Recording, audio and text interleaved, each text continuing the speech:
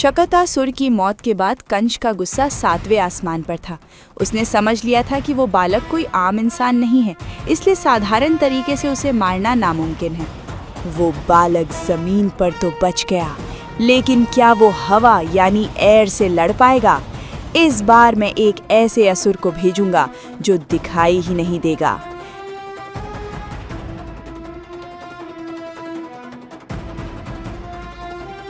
तृणावर्ता! कंस की आवाज सुनते ही वहां एक तेज हवा चली। तृणावर्ता, जो बवंडर का रूप लेकर उड़ता था, वो कंस के सामने प्रकट हुआ। आदेश महाराज, मैं उस बालक को धरती से उठाकर आसमान में ले जाऊंगा और वहां से गिराकर उसके टुकड़े टुकड़े कर दूंगा।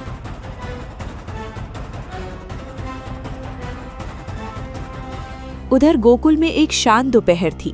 यशोदा मैया कृष्ण को अपनी गोद में लेकर दुलार कर रही थी। अचानक उन्हें कृष्ण का वजन बढ़ता हुआ महसूस हुआ। अरे लल्ला, अचानक इतना भारी क्यों हो गया? मुझसे तो उठाया भी नहीं जा रहा। कृष्ण ने अपना वजन जानबूझकर बढ़ा लिया था, क्योंकि वो जानते थे कि तूफान आने वाला है। यशोदा ने थककर कृष्ण को वहीं जमीन पर बैठा दिया और अपने काम में लग गईं। तभी अचानक मौसम बदलता है, धूल भरी आंधी आती है, सब कुछ धुंधला हो जाता है। तभी अचानक सूरज छुप गया, चारों तरफ अंधेरा छा गया। एक भयानक धूल भरी आंधी ने पूरे गोकुल को घेर लिया। धूल इतनी ज्यादा थी कि हाथ को हाथ नहीं दिख रहा था। यशोदा मैया घबरा गईं।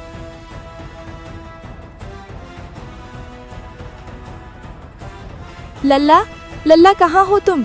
लल्ला, लल्ला कहाँ हो तुम? लल्ला, लल्ला!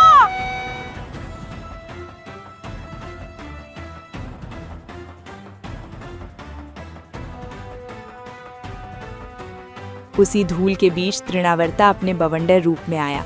उसने जमीन पर बैठे कृष्ण को अपनी हवा के घेरे में लिया और तेजी से आसमान की तरफ उड़ा ले गया।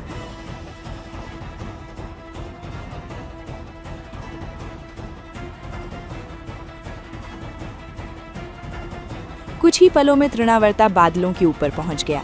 उसने सोचा काम हो गया, लेकिन तभी उसे अपने कंधों पर एक पहाड़ जैसा बोझ महसूस हुआ। उफ, ये बच्चा है या कोई चट्टान? इसका वजन इतना कैसे बढ़ गया? मेरे पंख टूट रहे हैं। नन्हे कृष्ण ने मुस्कुराते हुए तृणावर्ता के गले में अपनी नन्ही बाहें डाल दी। असुर को लगा बच्चा डर के मारे पकड़ रहा है, लेकिन कृष्ण तो उसका गला घोंट रहे थे।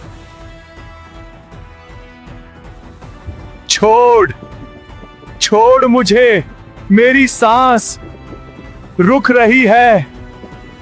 आ!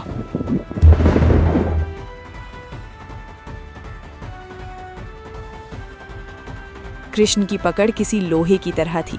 असुर का दम घुटने लगा, उसकी आंखें बाहर आ गईं। वो उड़ने की ताकत खो बैठा और एक पत्थर की तरह सीधा जमीन की तरफ गिरा।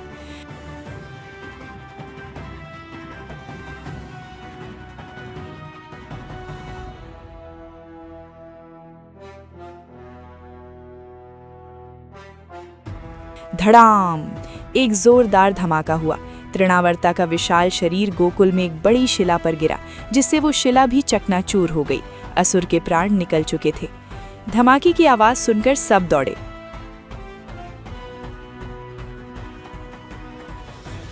धूल शांत हुई तो देखा एक भयानक राक्षस मरा पड़ा है और उसके ऊपर हमारा नन्हा कान्हा सुरक्षित बैठा खेल रहा है।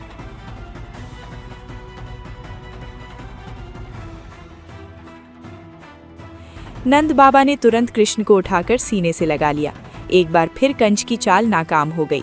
बार बार आ रहे इन संकटों को देखकर नंद बाबा ने सोचा कि अब लल्ला का नामकरण करवाना चाहिए।